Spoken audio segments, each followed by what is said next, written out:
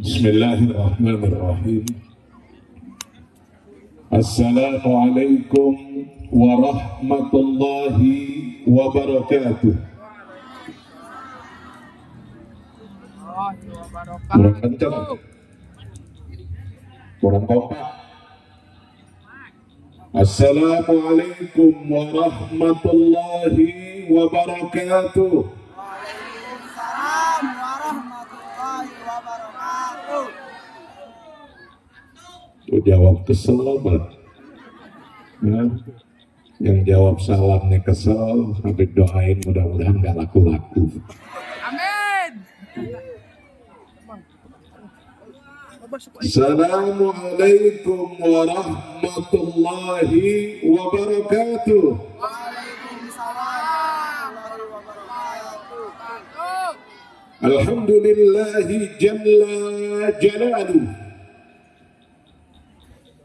Ashhadu an la ilaha illallah wahdahu la syarika lah.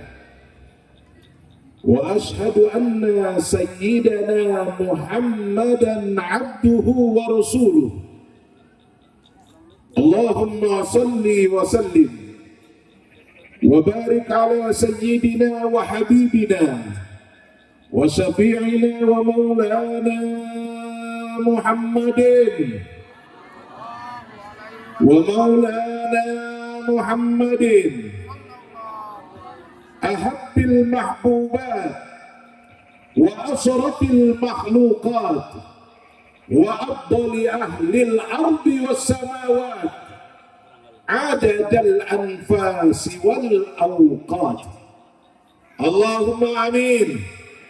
Ya daimal fadli ala al bariyat wa ya basital yadaini bil atiyat wa ya sahibal mawahibis saniyat. Salli ala sayyidina wa habibina wa syafi'ina wa maulana Muhammad khairil wara sajiyat waghfir lana ya Allah warhamna ya Allah wansurna ya Allah ya dhal ula fi hadhihi al-laylah birahmatika ya arhamar rahimin wa ya akramal akramin wa ya ajwadal ajwadin walhamdulillahi rabbil.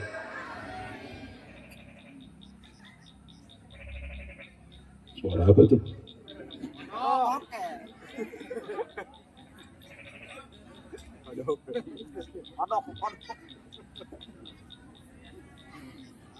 Suara cebong.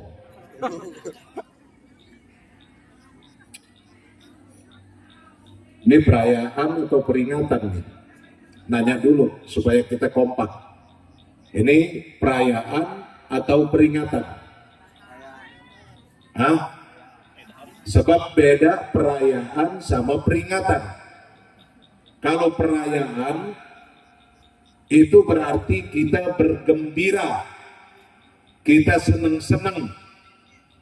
Jadi walaupun sambil dengerin ngaji, ngerokok jalan terus, itu namanya perayaan.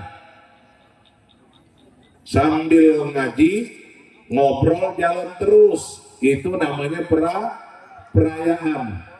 Kalau perayaan itu kata bahasa santri, hasil daripada acara perayaan itu la yamutu wala yahya. Udah kagak bermutu, ngabisin biaya. Ini perayaan apa peringatan? Peringatan. Kalau peringatan, maka kata Al-Quran, fadzakir fa inna dzikra tanfa'ul mu'minin. Kasih peringatan-peringatan, karena peringatan itu akan bermanfaat buat orang-orang mukmin. Mudah-mudahan malam hari ini 90% itu peringatan, amin. Yang 10% perayaan. Ya, perayaan kenapa? Karena kita habis gunting pita. Kita resmiin ini yang namanya Majelis Taklim Nurul Iman. Nah, sama kayak Masjid Habib. Nurul Iman juga, majelisnya juga Nurul Iman juga. Alhamdulillah. Nah Bapak Ibu hadirin sekalian,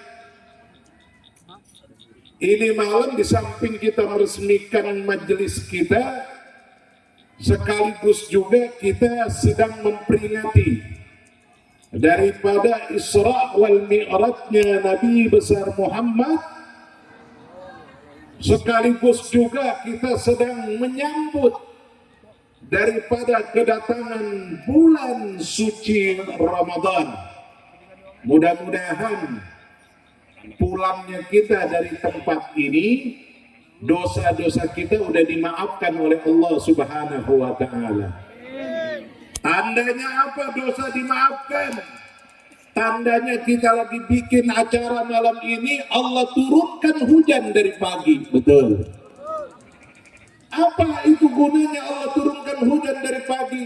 Buat ngebersihin jalan dari depan sampai belakang. Dibersihin itu kampung kita dari bekas-bekas orang-orang yang jalan bikin maksiat, daripada orang bekas jalan yang penuh dengan dosa. Itu dibersihin dulu sama hujan. Setelah dibersihin, baru kita yang niat datang ke sini, niat untuk Isra wal Mi'raj, niat untuk menyambut Ramadan, Allah udah sucikan semua. Mudah-mudahan sekeluar kita dari tempat ini, dosa kita dimaafkan oleh Allah. Amin.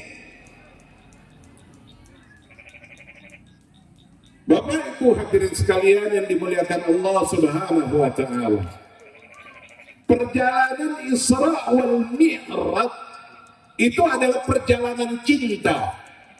Cinta dari siapa? Cinta minal habib ilal habib, atau liqa'ul habib ilal habib, yaitu perjalanan bertemunya seorang kekasih dengan kekasihnya, yakni bertemunya baginda Nabi besar Muhammad sallallahu alaihi wasallam dengan sang maha kekasih, yaitu Allah Subhanahu wa Ta'ala. Liqa'ul habib ilal habib, bertemunya kekasih dengan kekasihnya. Makanya dibilang ini perjalanan cinta. Kenapa perjalanan cinta? Karena perjalanan ini betul-betul Allah ingin tunjukkan rasa cintanya kepada baginda Nabi Muhammad sallallahu alaihi wasallam.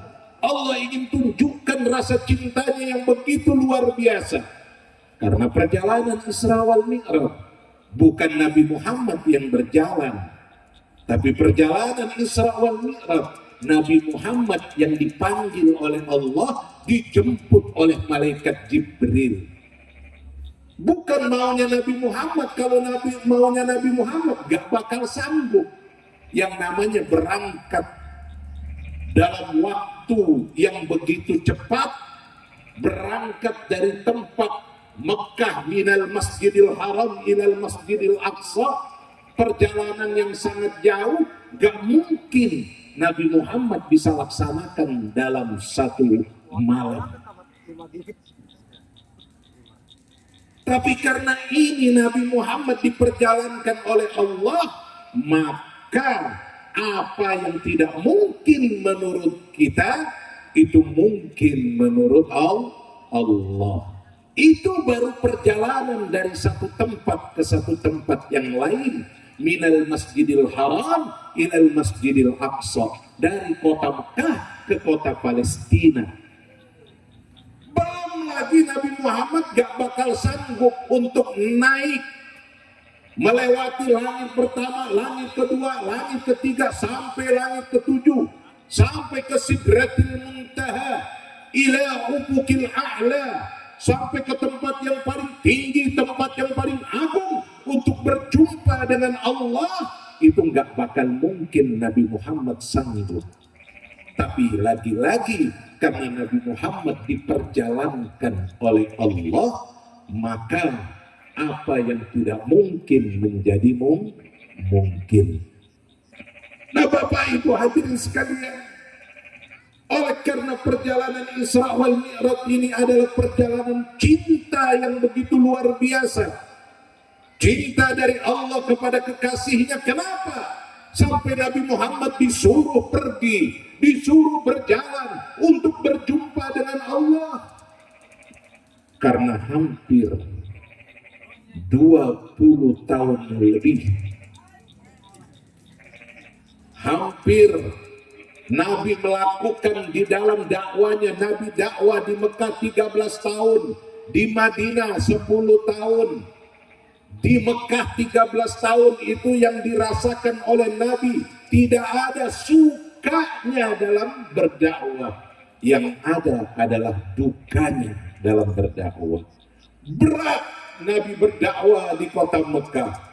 Berhadapan dengan penguasa, berhadapan dengan pejabat, berhadapan dengan orang-orang kaya, konglomerat. Itu Nabi berhadapan dengan mereka 13 tahun yang ujung-ujungnya Nabi mau dibantai dan dibunuh di dalam rumahnya sendiri. 13 tahun ngajak orang untuk menyembah kepada Allah berat. Bukan enteng hadirin sekalian. Ngajak orang untuk pergi menyembah kepada Allah yang tadinya masyarakat di sana menyembah kepada 380 berhala yang ditempel di Ka'bah. 380 berhala. Disuruh oleh Nabi tinggalkan penyembahan kepada berhala, menyembah hanya kepada Allah Subhanahu wa ta'ala. La ilaha illallah, tidak ada Tuhan kecuali Allah. Maka ketika Nabi mengajak seperti itu, Nabi yang tadinya dicintai oleh seluruh penduduk Mekah, Nabi yang tadinya dihormati oleh penduduk Mekah sampai mendapatkan julukan Al-Amin, orang yang dapat dipercaya, gara-gara Nabi mengajak menyembah kepada Allah, itu Nabi dimusuhi. Bahkan dari Al-Amin, orang yang dapat dipercaya, itu Nabi mendapatkan tuduhan Al-Kadzab. Nabi itu pendusta, sahir, tukang sihir. Jadi habis hanya karena Nabi ngajak orang menyembah kepada Allah. Artinya apa hadirin sekalian? Di dalam perjalanan dakwah Islamiyah, kapanpun, dimanapun, sampai yaumil qiyamah, itu pasti para mujahid dakwah, para pejuang dakwah yang mengajak manusia menyembah kepada Allah, itu pasti akan berhadapan dengan musuh Allah. Banyak orang yang tidak suka, banyak yang benci. Lah bagaimana tidak suka, bagaimana tidak benci? Tempat-tempat prostitusi itu dilarang. Gak boleh berzina, gak boleh. Karena Allah yang suruh. Dilarang perzinahan. Oleh karena itu, maka orang yang mengajak untuk melarang perzinahan ini pasti dimusuhi. Betul apa betul? Allah Subhanahu wa ta'ala melarang innamal khamru wal maisir. Itu khamr, minuman keras, perjudian. Itu semuanya min amali syaitan, perbuatan setan. Oleh karena itu wahai umat Islam, fajtanibu, tinggalkan, jauhi, jangan dekat-dekat dengan minuman keras, jangan dekat-dekat dengan perjudian. Nabi mengajarkan itu. Nabi dimusuhi.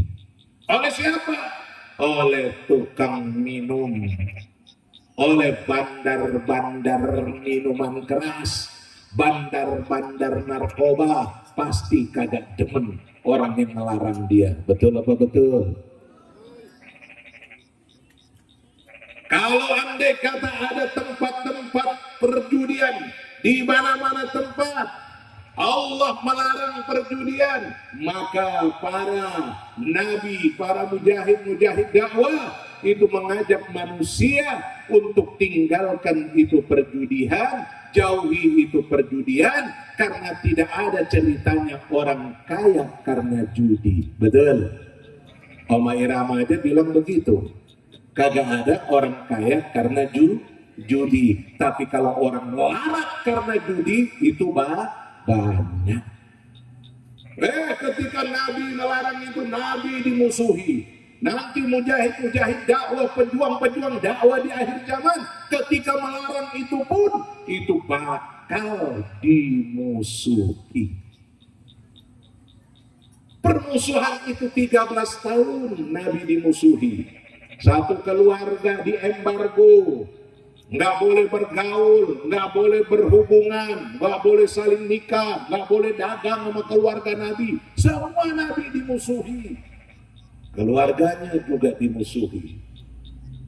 13 tahun Nabi dimusuhi dan dibenci oleh orang-orang kafir Mekah. Sampai puncaknya Nabi Muhammad ingin dibantai dan Nabi Muhammad ingin dibunuh. 100 orang pemuda, 100 orang pemuda yang bukan hanya sekedar pemuda, tapi pemuda preman-preman itu disiapkan untuk apa? Untuk membantai Nabi Muhammad ketika keluar dari rumahnya. Cepat bunuh, kita bunuh rame-rame. Supaya kenapa? Supaya tidak ada yang komplain. Karena yang bunuh rame-rame itu udah dibuat skenario seperti itu, hadirin sekalian. Ini sebelum berangkat Isra wal Mi'raj ini. Suka dukanya Nabi menghadapi perjuangan dakwah, mengajak orang menyembah kepada Allah seperti itu. Dan apa yang terjadi? Nabi Muhammad masih mendapatkan dukungan. Nabi Muhammad masih mendapatkan bantuan dan pertolongan. Siapa yang mendukung? Siapa yang membantu? Siapa yang menolong Nabi? 2 orang. Yang pertama adalah wali kota Mekah, yaitu Abu Thalib, pamannya Nabi. Tapi sayang di tahun itu pamannya Nabi meninggal dunia, sakit dan meninggal dunia. Berarti sayap dakwah yang selama ini mendukung perjuangan Nabi, membela Nabi, karena beliau sebagai seorang pejabat, seorang wali kota, itu sudah meninggal, maka sayap dakwah Nabi putus satu. Orang semakin keras memusuhi Nabi, backingannya udah kagak ada. Tapi mereka masih takut, mereka masih ragu, karena berhadapan dengan backing yang kedua. Sayap yang kedua yaitu seorang konglomerat besar di kota Mekah, yaitu Sayyidatina Khadijah, yang bukan orang lain, istrinya Nabi besar Muhammad sallallahu alaihi wasallam. Orang paling kaya di kota Mekah, Siti Khadijah. Makanya musuh-musuh Islam saat itu, orang-orang kafir gak berani sama Nabi, karena Nabi dibackingi oleh konglomerat yang paling kaya saat itu. Tapi rupanya di tahun itu pun Siti Khadijah dipanggil Allah Subhanahu wa ta'ala. 2 sayap dakwah Nabi putus. Sudah tidak ada lagi yang membackingi secara jabatan dan kekuasaan. Sudah tidak ada lagi yang membackingi secara kekayaan. Maka saat itu orang-orang kafir Mekah cuma satu niatnya, hari inilah kesempatan kita untuk membantai Muhammad, untuk kita bunuh dia supaya dakwanya ini jangan sampai berkembang. Hadirin sekalian, kalau andai kata saat itu Nabi terbunuh, maka tidak ada Islam sampai hari ini. Tidak ada majelis taklim sampai hari ini. Tidak ada masjid sampai hari ini. Tidak ada orang yang sujud, tidak ada orang yang puasa, tidak ada orang yang zakat, tidak ada orang yang berangkat haji. Kenapa? Karena yang membawa itu semua adalah Nabi kita, Nabi besar Muhammad. Akhirnya skenario manusia itu dibalas dengan skenario Allah. Wa makaru wa makarallah. Kalian bikin makar, ingin membunuh Muhammad kekasihku, maka saya yang akan membuat makar kepada kalian. Oleh karena itu hati-hati Bapak Ibu sekalian, hati-hati para ulama-ulama, para kiai-kiai, para habaib-habaib yang mengajak kita untuk menyembah kepada Allah, yang menuntun kita ke Siratal Mustaqim. Itu jangan sampai kita musuhi, jangan sampai kita tunjukkan kebencian kita kepada mereka. Untung masih ada yang mau mengingatkan kita semua. Betul? Betul? Jangan nanti kalau kita musuhi mereka, kita bukan berhadapan dengan mereka, tapi berhadapan dengan yang memberikan SK kepada mereka. SK kenabian yang keluarkan adalah Allah. Kita akan berhadapan dengan Allah, sang pemilik alam semesta. Bukan pemilik Indonesia, bukan pemilik Asia, bukan pemilik dunia, bukan. Tapi kita akan berhadapan dengan pemilik alam semesta. Lihat tuh, yang namanya Fir'aun. Gimana kurang hebat Fir'aun. Ya, Fir'aun itu sampai ngaku dirinya itu adalah Tuhan. Di dalam Al-Quran dia bilang bagaimana? Ana Rabbukumul A'la. Saya ini Tuhan kalian yang paling tinggi. Tidak ada lagi. Akhirnya berhadapan dengan lautnya Allah, makhluknya Allah laut. Ngadepin Nabi Musa. Nabi Musa nggak punya persenjataan, nggak punya pasukan. Nabi Musa hanya punya umat yang ngikutin dia. Dikejar-kejar Fir'aun dengan pasukan tentaranya yang luar biasa, dengan persenjataan yang begitu hebat. Sampai Nabi Musa di pinggir Laut Merah. Maju ke laut, tenggelam mati. Mundur, berhadapan dengan tentara Fir'aun. Saat itu Musa tak berdaya. Tapi apa kata Allah? Wahai Musa, letakkan, pukulkan itu tongkat kamu di atas laut. Pukulkan itu tongkat. Nabi Musa hanya pegang tongkat kayu, disuruh pukul di atas laut oleh Allah. Tapi karena yang merintah Allah, maka Nabi Musa pukulkan tongkatnya, itu langsung Laut Merah terbelah menjadi dua.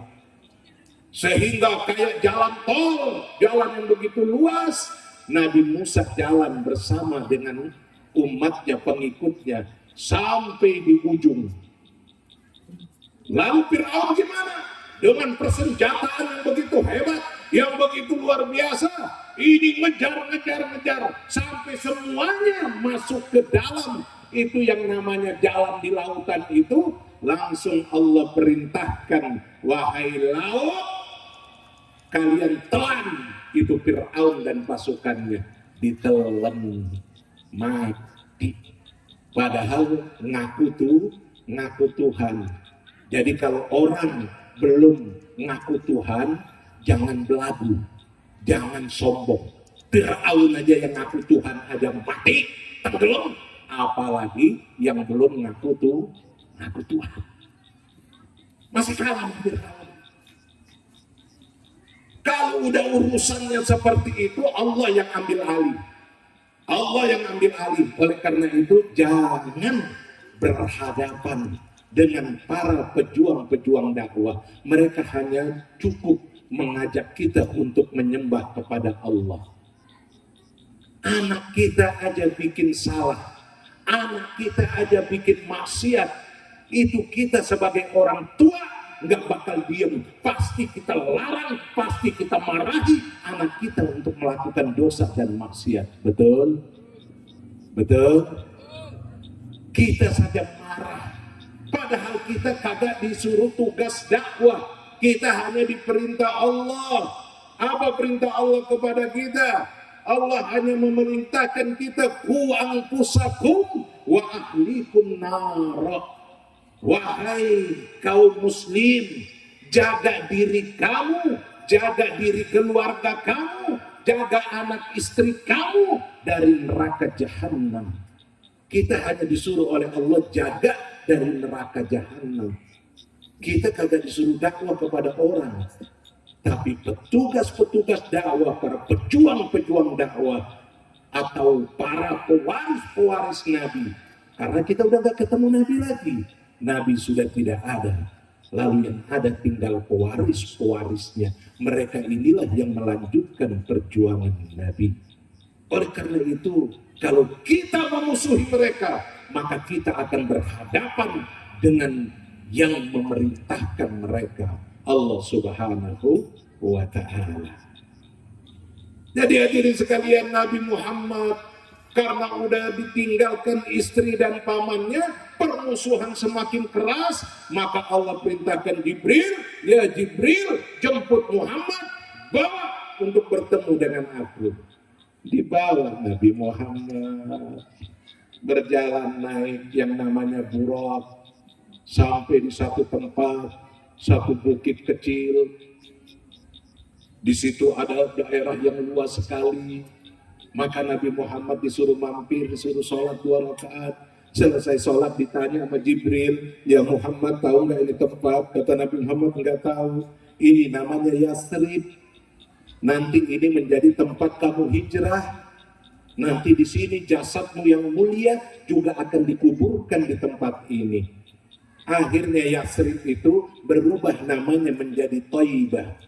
Setelah berubah namanya menjadi Thaibah, maka ketika Nabi Muhammad datang ke sana untuk hijrah ke kota Yasrib, itu diganti namanya oleh Nabi Muhammad menjadi Madinatun Nabi, yaitu kotanya Nabi.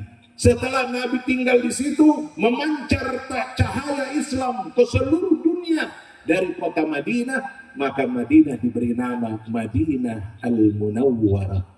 Madinah yang memancarkan cahaya, yang cahayanya akan terus menyala sampai yaumil qiyamah. Setelah itu terbang lagi Nabi. Kemana Nabi terbang? Nabi terbang ke satu tempat bukit. Di situ Nabi disuruh mampir oleh malaikat Jibril. Maka Nabi sholat 2 rakaat, ditanya lagi, tahu nggak kamu tempat ini? Nabi bilang, saya nggak tahu. Ini tempat adalah tempat saudaramu Musa bin Imran. Saudara Musa bin Imran itu mendapatkan wahyu, mendapatkan SK kenabian di tempat ini dengan mendapatkan wahyu yang namanya the 10 Commandments, 10 perintah Tuhan. Ini namanya Bukit Turi Sina. Inilah bukit satu-satunya bukit yang Allah bersumpah. Ketika Allah katakan wattini wazzaitun waturi sinina, Allah pakai sumpah ini bukit. Oh, rupanya ini bukan sembarang bukit. Bukit ini adalah tempat Nabi Musa mendapatkan wahyu. Setelah itu terbang lagi Nabi sampai ke satu tempat. Itu tempat kosong, tempat itu rusak, kagak ada perkampungan, ada juga bekas-bekas perkampungan, semuanya udah rusak. Nabi disuruh sholat di situ. Selesai sholat, Nabi tanya lagi, ya Jibril. Jibril tanya sama Nabi, ya Muhammad, tahu gak kamu tempat tadi kamu sholat? Kata Nabi, saya nggak tahu. Itu tempat namanya Baitul Lahmi. Baitul Lahmi. Apa itu Baitul Lahmi? Rumah daging. Kenapa rumah daging? Karena saudaramu Isa ibnu Maryam itu dilahirkan di tempat ini. Orang-orang Kristen bilang Bethlehem, ya, tempat kelahiran Nabi Isa. Itu ada di dekat Palestina.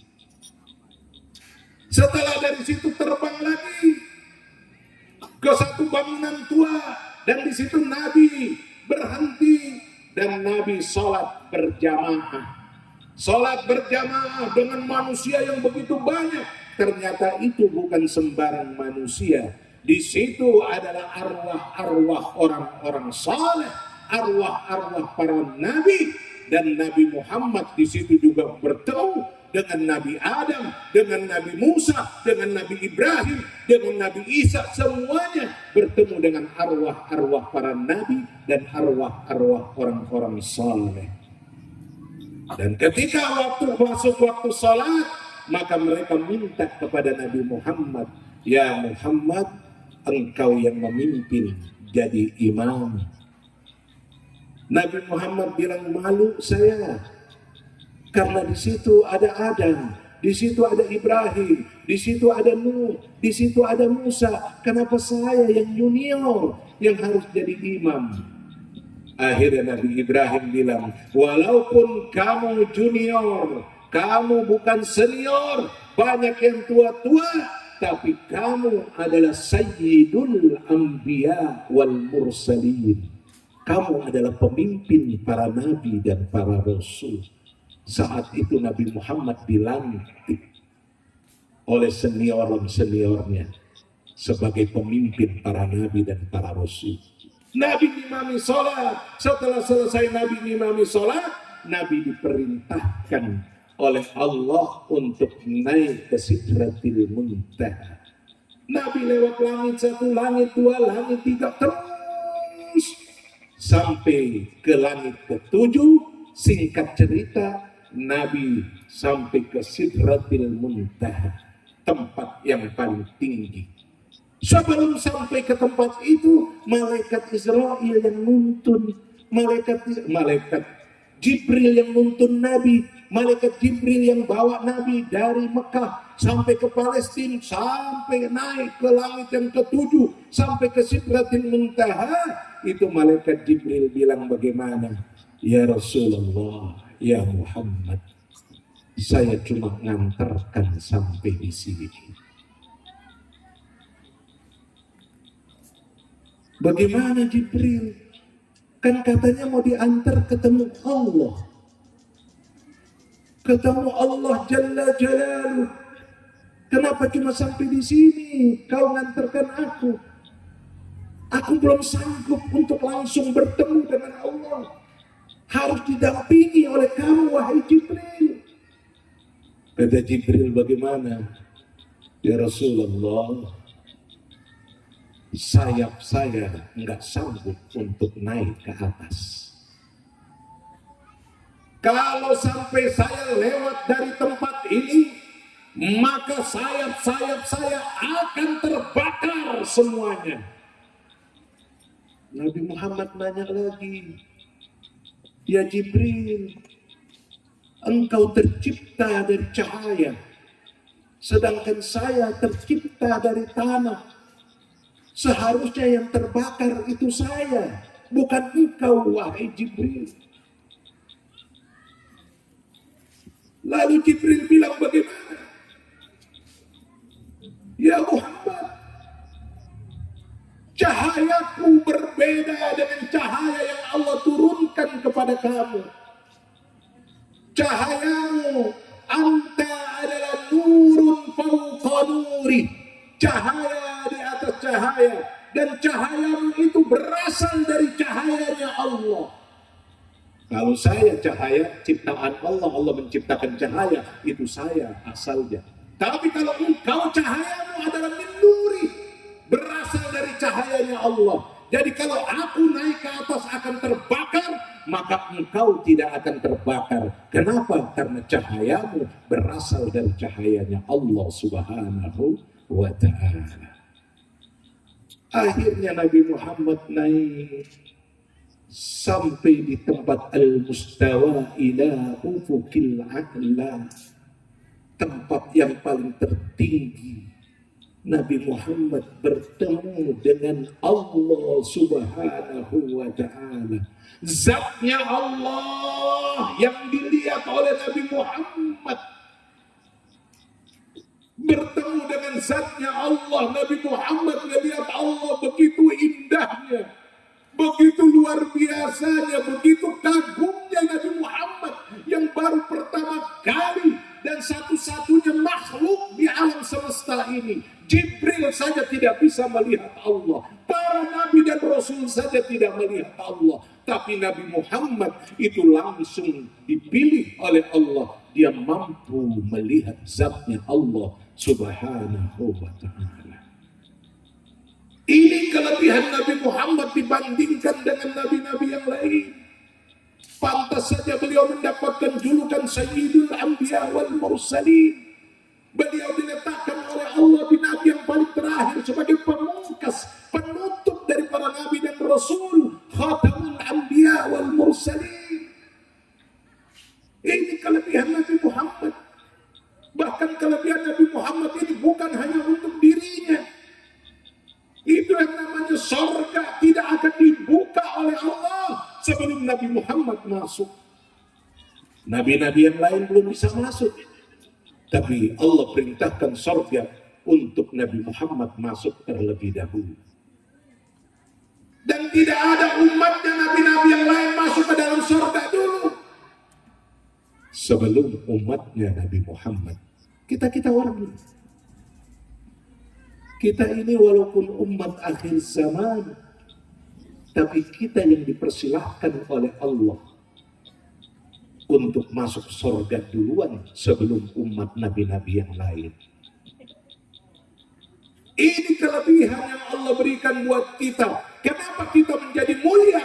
Karena kita nyantel sama makhluk yang paling mulia, yaitu Nabi Muhammad sallallahu alaihi wasallam. Rantai kita nggak putus dengan Nabi Muhammad, makanya kita ke bawah mulianya. Kota Madinah itu nggak bakal jadi kota suci, nggak bakal menjadi kota mulia. Dia menjadi kota mulia gara-gara ada Nabi Muhammad di dalamnya. Kota Mekah nggak bakal menjadi kota suci, menjadi kota mulia. Dia menjadi kota suci dan kota mulia karena di situ Nabi Muhammad dilahirkan. Apa yang nyantel sama Nabi Muhammad itu akan menjadi mulia dengan sendirinya. Dan kita ini adalah umatnya Nabi Muhammad, maka kita pun akhirnya mendapatkan kemuliaan itu. Tidak bakal umat lain masuk ke dalam surga sebelum umatnya Nabi Muhammad sallallahu alaihi wasallam masuk surga duluan. Alhamdulillah, beruntung kita diciptakan oleh Allah menjadi umatnya Nabi Muhammad. Kalau andai kata saat itu kita pas lahir di zaman Nabi Musa, mungkin kita menjadi pengikut Fir'aun, betul? Kalau pas kita lahir zaman Nabi Musa, paling kita jadi pengikut Fir'aun, ya kan? Pengikut Fir'aun model-model tampang begini. Ya. Mana mungkin dia pada ngikutin Musa, pasti ngikut Fir'aun. Kenapa? Fir'aun duitnya banyak. Betul apa betul? Akhirnya ngikut Fir'aun semua. Untung kita kagak dilahirkan di zamannya Nabi Musa. Kita kagak dilahirkan di zamannya Nabi Isa. Kalau kita dilahirkan di zamannya Nabi Isa, mungkin kita akan menjadi pengikut Kaisar Herodes, yaitu kaisar yang mengejar-ngejar Nabi Isa, yang menyalib Nabi Isa, yang ingin membunuh Nabi Isa. Itu adalah penguasa saat itu yang bernama Kaisar Herodes. Mungkin kalau andai kata saat itu kita lahir pada zamannya Nabi Isa, kayak-kayaknya model-model kita ini jadi pengikutnya Kaisar Herodes. Betul? Betul. Alhamdulillah, kita semua lahir di zaman yang terakhir. Abis ini udah nggak ada nabi lagi. Abis ini udah nggak ada zaman lagi, udah penutup udah. Artinya apa? Bahwa mendekati zaman terakhir ini, Nabi Muhammad itu adalah sebagai pemberi tanda bahwa sebentar lagi dunia akan berakhir. Sebagai pemberi tanda bahwa ini adalah akhir zaman. Sebentar lagi kita semua akan berpisah. Tinggal tunggu aja yang namanya makhluk-makhluk Allah yang memberikan tanda. Tandanya itu apa, Habib? Tandanya itu adalah idza zulzilatil ardu zilzalaha, yaitu ketika tanah mulai berguncang, gempa di mana-mana.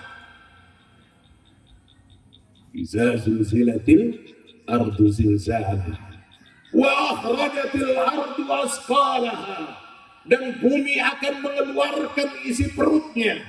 Kemarin kita lihat, belum lama di Cianjur, belum lama lagi kita pergi ke Palu, kita lihat bagaimana itu tanah dia bisa bergerak sampai keluar itu dalaman-dalaman perutnya, sampai tanah itu dia membuat lubang yang begitu besar. Wa qala al-insanu ma laha, maka manusia bertanya, ini ada apa, ini ada apa? Kok gempa kayak begini? Kok bumi sampai jalan, ini tanah sampai jalan, ini ada apa? Semuanya pada nanya.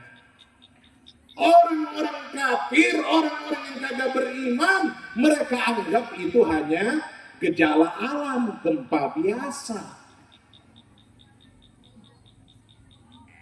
Tinggal tunggu saja, kita di Banten ini tunggu sebentar lagi. Kalau Krakatau dia mulai meletus. Wa qala al-insanu ma laha yawma idzin tuhaddisu akhbaraha. Hari ini semua akan mengabarkan keadaan dan kondisinya. Gunung-gunung akan keluar dari tempatnya, saling bertabrakan. Akan terjadi itu, tinggal tunggu saja. Ini eranya siapa? Eranya umatnya Nabi Muhammad. Era kita semua hadirin sekalian. Ini kemuliaan. Walaupun kita sampai di akhir zaman, tapi alhamdulillah kita menjadi umatnya Nabi Muhammad, maka kita akan mendapatkan kemuliaan itu. Maka ketika Nabi Muhammad sudah sampai berhadapan dengan Allah, sebagai satu-satunya makhluk yang berhadapan dengan Allah, maka Nabi Muhammad begitu kagumnya melihat zat Allah dengan kemuliaan dan kehormatannya. Itu Nabi Muhammad langsung, kalau bahasa kita kayak orang apa begini ya, langsung sembah sujud. Nabi Muhammad mengatakan sebagai penghormatannya kepada Allah, Nabi Muhammad dengan rasa rendah diri, ya, dengan rasa penghormatan, dengan rasa pengagungan, takriman wa ta'ziman wa mahabatan, dengan penuh cinta, itu Nabi Muhammad mengatakan, at-tahiyatul mubarakatus salawatut thayyibatu billah. Tidak ada penghormatan, tidak ada kemuliaan dan keagungan, tidak ada keberkahan, tidak ada kasih dan sayang, tidak ada segala macam pujian, kecuali hanya pantas untukmu ya Allah. Itu Nabi ngaku diri melihat keagungan Allah seperti itu. Ketika Nabi mengucapkan selamat, mengucapkan pujian kepada Allah, lalu Allah bagaimana melihat kekasihnya ini, kecintaannya ini, itu dijawab oleh Allah, Assalamu alayka ayyuhan nabiyyu wa rahmatullah wa barakatuh. Salam sejahtera untukmu wahai sang Nabi. Semoga kemuliaan, semoga rahmat dan keberkahan juga tetap tercurah kepadamu. Subhanallah. Allah dengan segala kecintaannya mengucapkan itu sebagai balasan atas pujian Nabi Muhammad. Ketika Nabi Muhammad mendapatkan pujian dari Allah seindah itu, apakah Nabi Muhammad lupa diri? Tidak, hadirin sekalian. Tapi Nabi Muhammad mengucapkan Assalamu alayna wa ala ibadillahis salihin. Ya Allah, salam sejahtera itu jangan hanya untuk saya saja, tapi wa alayna, untuk keluarga saya juga ya Allah, wa ala ibadillahi salihin, dan juga untuk hamba-hambamu yang saleh. Itu Nabi Muhammad mengucapkan itu. Nabi Muhammad tidak lupa ketika beliau mendapatkan kemuliaan, keagungan yang begitu hebat. Nabi Muhammad minta juga kemuliaan dan keagungan itu kalau bisa Allah berikan untuk keluarganya dan juga diberikan untuk umatnya, yaitu orang-orang yang saleh. Ketika malaikat-malaikat semua mendengarkan obrolan Nabi Muhammad dengan Allah, dan mereka mendengarkan ketawaduan dan perhatian Nabi Muhammad kepada umatnya, itu apa kata malaikat? Semua malaikat menjawab, asyhadu an la ilaha illallah wa asyhadu anna Muhammadar Rasulullah. Kata malaikat-malaikat, kami semua menyaksikan tidak ada Tuhan selain Allah, dan engkau wahai Muhammad adalah betul-betul utusan Allah. Dan permintaan Nabi bahwa salam itu untuk keluarganya dan juga untuk umatnya yang saleh, maka seluruh alam semesta, langit, bumi, pohon-pohonan, semuanya memberikan jawaban. Allahumma salli ala sayyidina Muhammad. Ya Allah, semoga salawat dan salam tetap tercurah kepada Nabi Muhammad, wa ala ali Muhammad, dan juga kepada keluarganya Nabi Muhammad. Semua alam semesta memberikan jawaban yang sama. Subhanallah, pertemuan cinta antara Nabi Muhammad dengan Allah melahirkan rantai yang bersambung.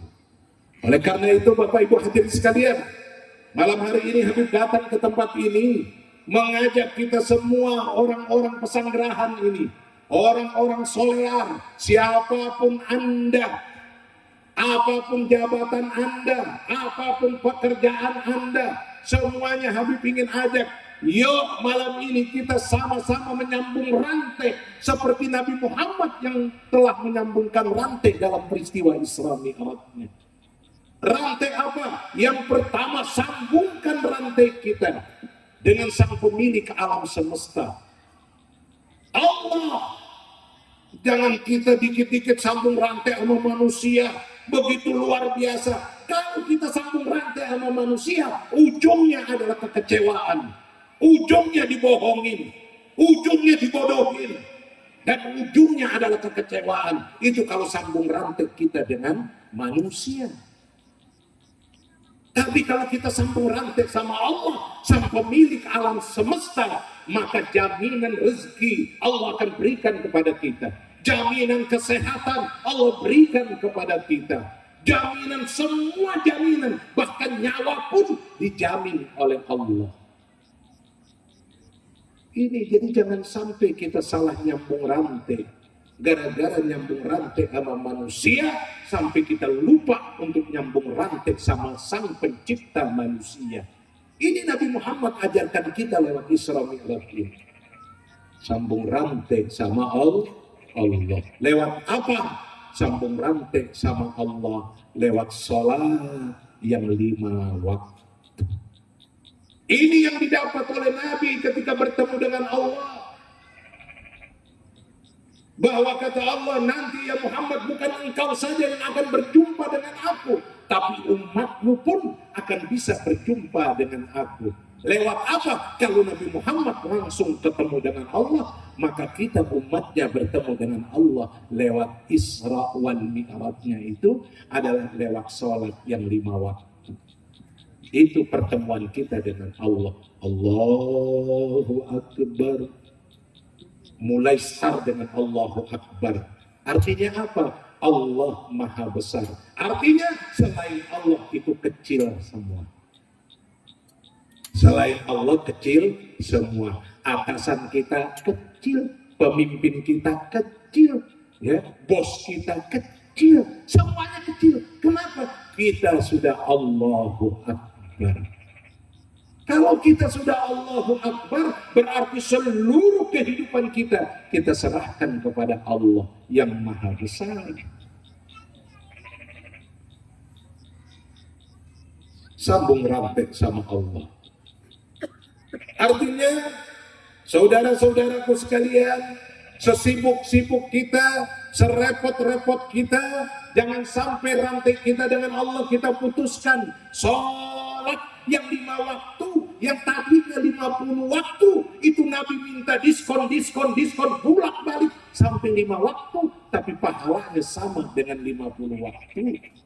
Itu Nabi sampai minta diskon seperti itu. Tinggal 5 waktu saja, masa dia sih udah berjenggot, udah berkumis, udah berketek, jagain 5 waktu aja kagak bisa. Kebangetan banget.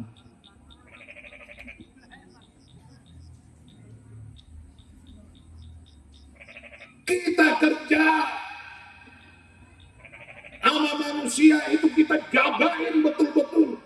Masuk jam 7 di kantor, sebelum jam 7 dari Tangerang kita udah naik kereta api. Jam 5 kadang-kadang belum subuh kita udah berangkat ke Jakarta.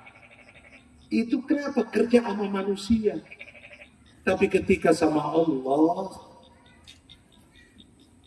disuruh masuk kerja jam 7, masuk kerja jam 5, ya kita datangnya jam 7. Betul.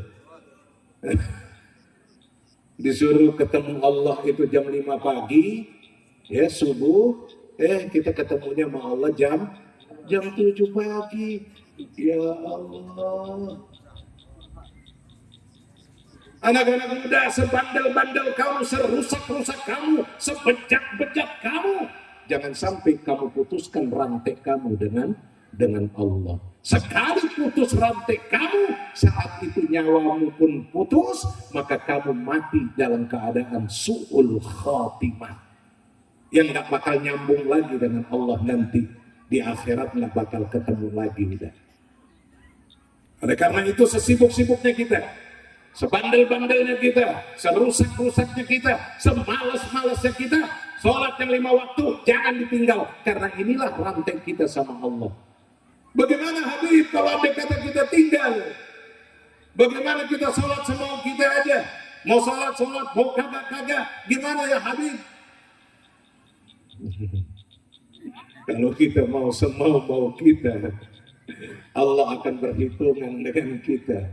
Kalau kita bikin perhitungan sama Allah, Allah juga akan bikin perhitungan sama kita. Silakan saja kita bikin perhitungan sama Allah, maka Allah akan bikin perhitungan sama kita. Apa kata Allah? Kata Allah, siapapun Anda yang tidak ingat lagi sama aku, tidak mau sholat, tidak mau sujud, awas hati-hati. Yang pertama, saya akan bikin sulit kehidupan kamu. Akhirnya hidup kerja kaya kagak, merangsak iya, utang banyak. Betul apa betul? Utang aja dikumpulin, dikit-dikit utang. Ntar kalau utang kagak bisa kebayar, udah jual aja rakyatnya. Siapa yang minta? Orang yang punya utang itu hidupnya paling sial. Betul apa betul? Makanya kalau hidup jangan punya utang, itu paling sial hidupnya. Kenapa sial? Nabi aja, Nabi itu ketika ada jenazah datang mau disolatin sama Nabi, ditanya dulu, ini jenazah punya utang kagak? Ya kan sekarang kalau kita bawa ke masjid kan ditanya, punya utang kagak nih mayat? Oh ada utangnya, maka Nabi bilang bayarin dulu. Kalau udah bayarin baru saya sholatin. Kalau dia kagak bayar utangnya, saya kagak mau sholatin. Itu kata Nabi. Ya, nah sekarang orang utangnya banyak banget. Iya, kredit motor, utang. Ibu-ibu kredit barang dapur, utang. Jangan suka kredit, takut keburu mati belum bisa kebayar, sial utangmu. Yang Habib pikirin kalau utang kita, nih Bapak, utang kita sekeluarga, paling yang susah kita doang sama keluarga kita, betul. Tapi yang repot kalau yang utang ini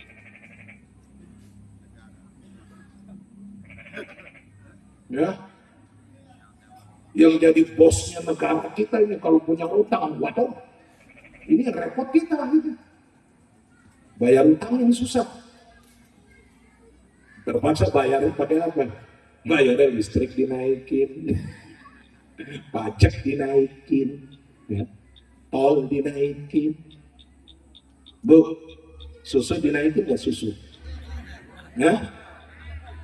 Naik atau turun susu? Tuh, lihat tuh. Ini nggak kompak di sini. Bapak-bapak bilang susu turun, ibu-ibu bilang susu naik.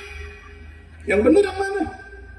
Udah yang jelas susu itu naik tuh, naik turun. Begitu ya Bu ya? Semua naik. Untuk apa? Bayar utang. Kita ngutang kagak, kita yang bayar. Mudah-mudahan jangan jadi orang yang berutang.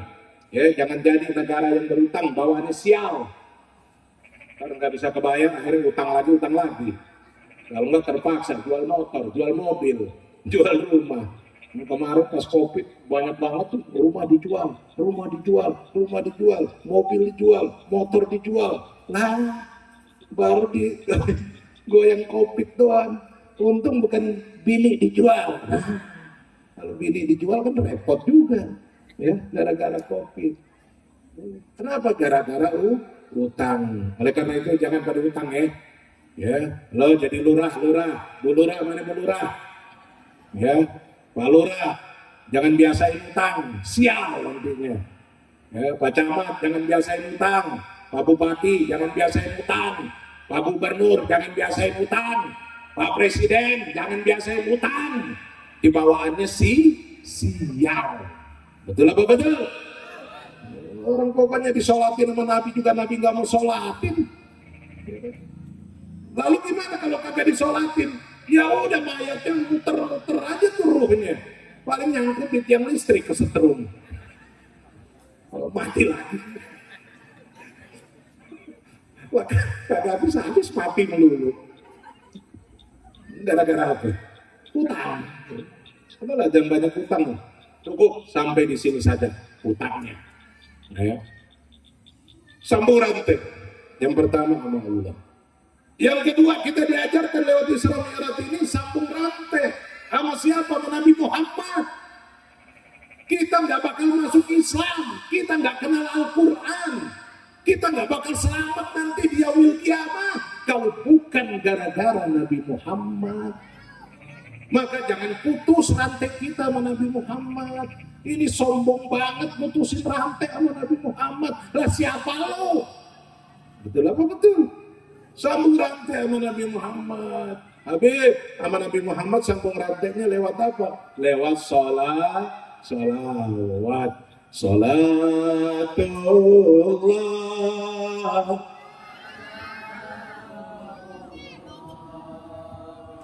ala toha Rasulillah.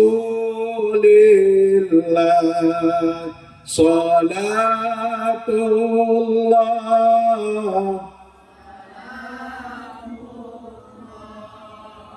ala Yasin. Kalau baca salawat yang kencang, orang munafik bacanya pelan. Tawassalna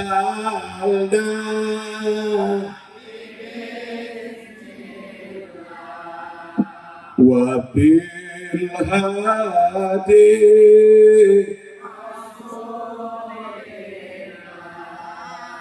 wa kulli mujahid bi ahlil badr Salatullah ala Toha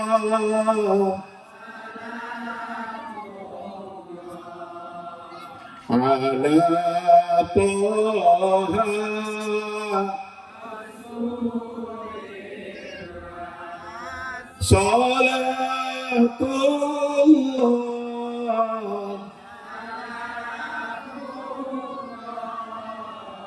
ala Yasin ala Yasin. Banyakin salawat sama Nabi. Kalau kepengen ketemu sama Nabi, kepengen deket sama Nabi nanti di yaumil qiyamah. Karena kata Nabi, inna awlan nasi bi yaumil qiyamah aktsaruhum alayya salatan. Orang yang nanti paling dekat duduknya sama aku di hari kiamat itu yang banyak salatnya, banyak salawatnya kepadaku. Jadi bukan kita dekat sama Nabi dengan banyak salat, banyak puasa, banyak sedekah, kagak. Nabi bilang yang bakal duduk dekat dengan aku di hari kiamat itu yang banyak salawatnya untuk aku. Maka paling kagak tiap hari itu baca salawat sampai 100 kali. Dibagi dalam sholat 5 waktu berarti 20. Kenapa? Orang yang selalu membaca salawat paling kagak 100 kali di dalam hidupnya setiap hari, maka Allah akan jamin rezekinya sampai dia mati. Pantes rezeki kita kagak terjamin.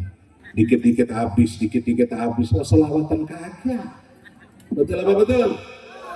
Banyakin salawat. Nanti rahasia salawat kita sambung lagi bulan Maulid tahun depan. Ya, mumpung ceramah gratis. Supaya tahu aja.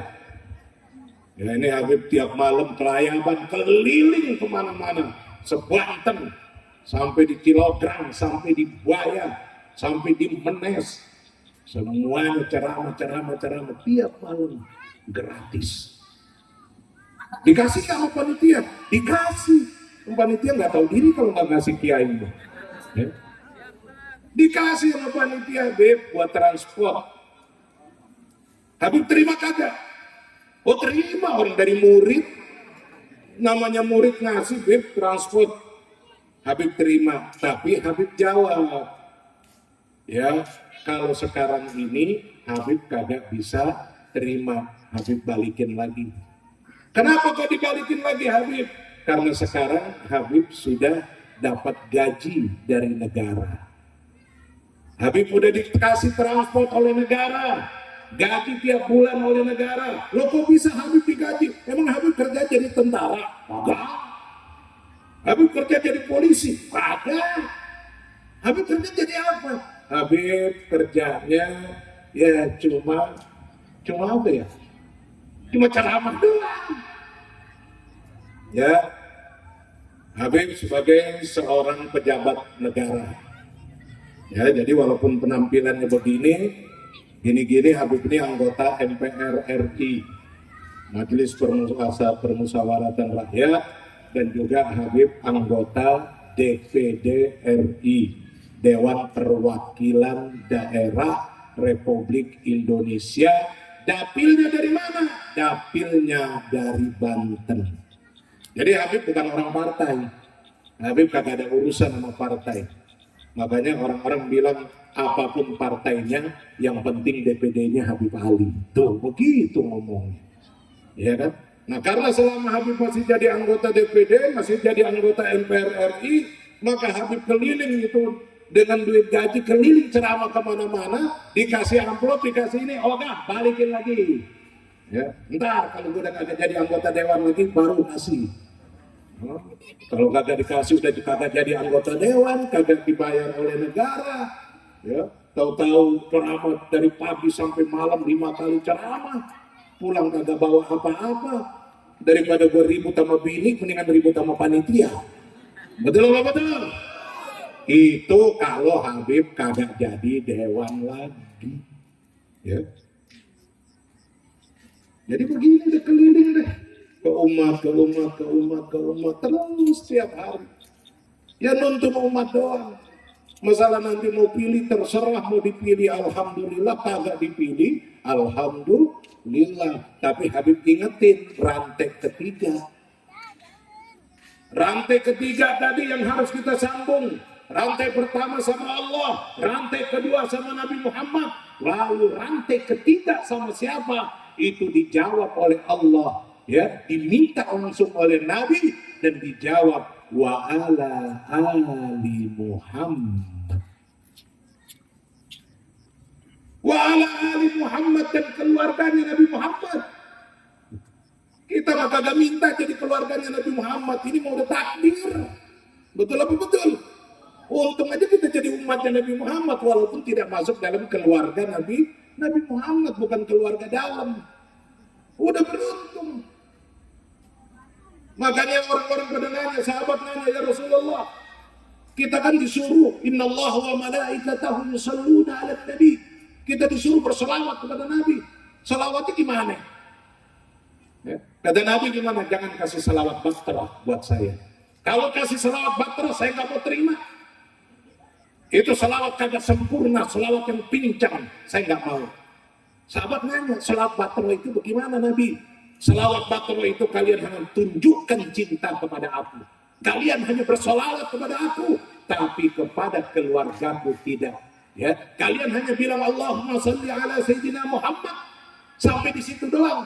Tapi kalian tidak bilang wa ala ali Muhammad, maka saya tidak terima selawat kalian. Kalau kalian sholat, kalian baca selawat cuma sampai Muhammad saja, tapi tidak wa ala ali Muhammad, maka sholawat kalian tidak diterima. Kalau sholawat kagak diterima, berarti sholat pun kagak diterima. Nggak main-main. Makanya udah dah, sama keluarganya Nabi jangan dimusuhin. Ya, ini ada yang musuhin keluarga Nabi. Ya Allah, tambah belangsak nanti hidupnya. Ya, berurusan sama Nabi. Kepengen mati minta syafaatnya Nabi, tapi keluarganya dimusuhin, keturunannya dimusuhin, makin kebangetan. Betul apa betul? Ini kan ngingetin Pak Zakir. Pewaris Nabi cuma dua. Satu yang mewarisi darah, yaitu keluarga dan keturunannya Nabi yang kagak putus sampai hari kiamat. Yang kedua yang mewarisi ilmu, yaitu para ulama dan para kiai. Ini pewaris Nabi. Jadi ulama dan kiai jangan dimusuhin juga. Kenapa? Nanti berhadapan sama Nabi Muhammad di yaumil qiyamah. Minta syafaat apaan loh? Nggak diaku sama Nabi jadi umatnya. Tugas kita itu bagaimana ngurusin Islam, jagain Islam, bela Islam. Itu tugas kita semua sebagai umat Islam. Makanya Nabi bilang man lam yahtamma bi umuril muslimin falaisa minhum. Siapa yang kagak mau merhatiin Islam dengan segala urusannya, maka dia tidak termasuk golongan Islam. Nabi ngomong begitu. Ya. Jadi gak boleh musuhin kiai, musuhin ulama, musuhin habaib. Yang ada itu cuma cinta ulama, cinta habaib. Udah itu doang, disuruh sama Nabi cuma begitu. Kagak disuruh musuhin. Ya. Kita macam-macam sama anaknya presiden aja belum apa-apa udah ditangkap. Iya. Itu baru anaknya presiden, kita apa-apain, ditangkap gitu. Anaknya gubernur kita macam-macamin, ditangkap. Anaknya bupati kita macam-macamin, ditangkap. Sama manusia aja diituin, nggak ini. Ya. Pewaris-pewarisnya Nabi. Jangan, ya. Kalau kita mau berkah hidup kita, mau berkah keluarga kita, mau dapat syafaat Nabi nanti di yaumil qiyamah, sambung rantai sama mereka. Ya, sambung rantai dengan para ahli Muhammad, keluarganya Nabi Muhammad, sambung rantai dengan pewarisnya para Nabi Muhammad, orang-orang soleh, yaitu para ulama. Dan yang terakhir, hadirin sekalian, kita disuruh lewat Isra Mi'raj ini sambung rantai sama orang-orang soleh, sama orang-orang baik. Ya. Kenapa? Bergaul dengan orang soleh, bergaul dengan orang baik, itu sama dengan kita bergaul dengan tukang minyak wangi. Walaupun kita kagak beli minyak wanginya, paling kagak kecipratan wanginya, betul. Tapi sebaliknya kita bergaul dengan orang-orang buruk, bergaul dengan orang-orang jolim, bergaul dengan orang-orang jahat, maka walaupun kita tidak melakukan kejahatan, melakukan keburukan, tapi kita kecipratan dosanya. Naudzubillah min. Oleh karena itu Habib selalu sarankan, udah, buat kita semua ini sering-sering kumpul sama orang-orang baik, sering-sering kumpul sama orang-orang saleh. Mudah-mudahan kita kecipratan kebaikannya, kecipratan kesolehannya. Dan gak usah bangga. Walaupun Habib sebagai pejabat negara, Habib selalu bilang gak usah bangga. Bisa dekat dengan pejabat, bisa dekat dengan penguasa, gak usah bangga. Oh, gua mah dekat sama bupati, gua mah dekat sama gubernur, gua mah dekat sama menteri ini, gua mah dekat sama presiden, gua mah dekat sama orang kaya. Jangan bangga. Kenapa?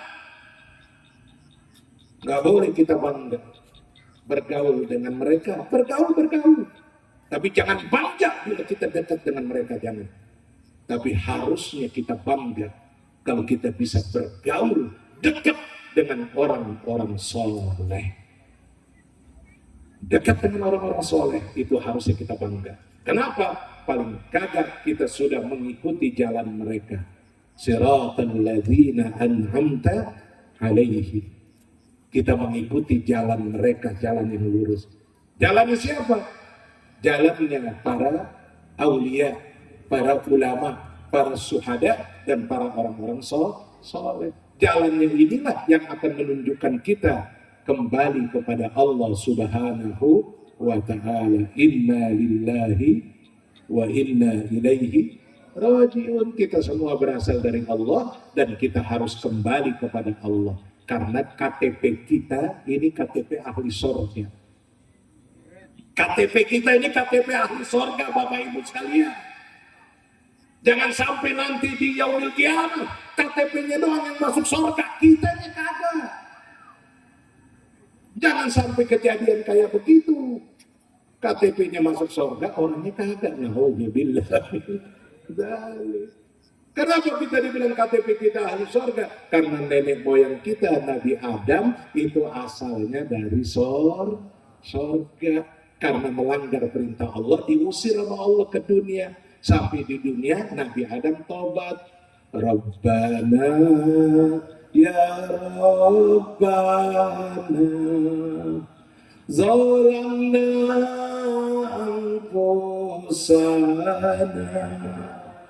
Wa illam takfir lana wa tarhamna lanakunanna minal khasirin. Sekali lagi, Rabbana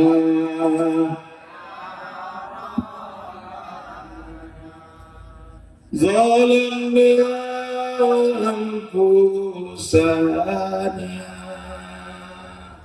wa illam takfir lana wa tarhamna lanakunanna minal khasirin. Mudah-mudahan dosa-dosa kita dimaafkan oleh Allah. Dosa keluarga kita, anak-anak kita dimaafkan oleh Allah. Dosa orang-orang tua kita, guru-guru kita, para pemimpin-pemimpin kita, semuanya dimaafkan oleh Allah Subhanahu wa ta'ala. Dan mudah-mudahan Allah kembalikan kita lewat peringatan dan perayaan Isra wal Mi'raj malam ini. Mudah-mudahan kita back to Quran, back to Allah, kembali lagi kepada Allah. Yang tadinya udah kagak sholat, ayo sholat deh. Ya, mau kapan lagi? Ya, tahun udah ganti, lu masih tetap aja gak ganti-ganti. Tahun kemarin kagak sholat, tahun ini kagak sholat. Ya, Ayo udah mulai, udah pindah, hijrah. Ya, udah mulai kembali lagi kepada Allah, back to Allah. Kenapa? Dunia mau kiamat udah. Nah, udah nggak lama lagi, tinggal nunggu waktu aja. Ya sekejap mata begini doang, habis udah. Ya. Jadi cepet ya, kalau mau sadar, mau tobat. Sebentar lagi puasa. Ya, masa iya sih masih mau maksiat melulu, masa iya sih mau dosa melulu. Ya, udah gak ada lagi waktu. Ya, umur udah tua. Sebab kata Nabi dan kata para ulama, kalau mau lihat orang husnul khotimah, nama su'ul khotimah, lihat umur 40 tahun ke atas. Kalau 40 tahun ke atas dia semakin jauh dari Allah, semakin banyak maksiatnya, semakin banyak dosanya, itu tanda-tanda dia akan mengakhiri perjalanannya su'ul khatimah, mati dalam keadaan buruk nantinya. 40 tahun ke atas. Tapi kalau 40 tahun ke atas, semakin dekat sama Allah, semakin dekat ibadahnya, semakin dekat sama orang-orang saleh, semakin banyak dia punya sedekahnya, semakin banyak amal ibadahnya, maka ini juga sebagai alamat, sebagai tanda bahwa dia akan mengakhiri perjalanannya husnul khatimah. Ya Allah biha, ya Allah biha, ya Allah bihusnil, ya Allah biha, ya Allah, ya Allah bihusnil. Cukup, jam 12 lewat. Habib permisi, Habib pamit. Mudah-mudahan tahun depan kita ketemu lagi. Ya, kita ketemu lagi. Insya Allah bulan Maulid, kalau masih panjang umur. Ini kan cerita Isra, cerita Maulid belum? Ya, mumpung gratis. Lanjut. Terima kasih buat panitia semua, terima kasih buat para pejabat, baik sipil, TNI, Polri, semuanya terima kasih yang turut mengamankan daripada acara pengajian ini. Ya, yang penting bukan hanya aman, tapi yang penting adalah iman. Iman kita bertambah, insya Allah, Allah jamin kita masuk ke dalam surga. Demikian kurang lebihnya, mohon maaf. Terima kasih atas segala perhatian. Wallahu yuwaffiquna fima yuhibbu wa yardah. Wallahu muwaffiq ila aqwamit thariq. Assalamualaikum warahmatullahi wabarakatuh. Assalamualaikum warahmatullahi wabarakatuh.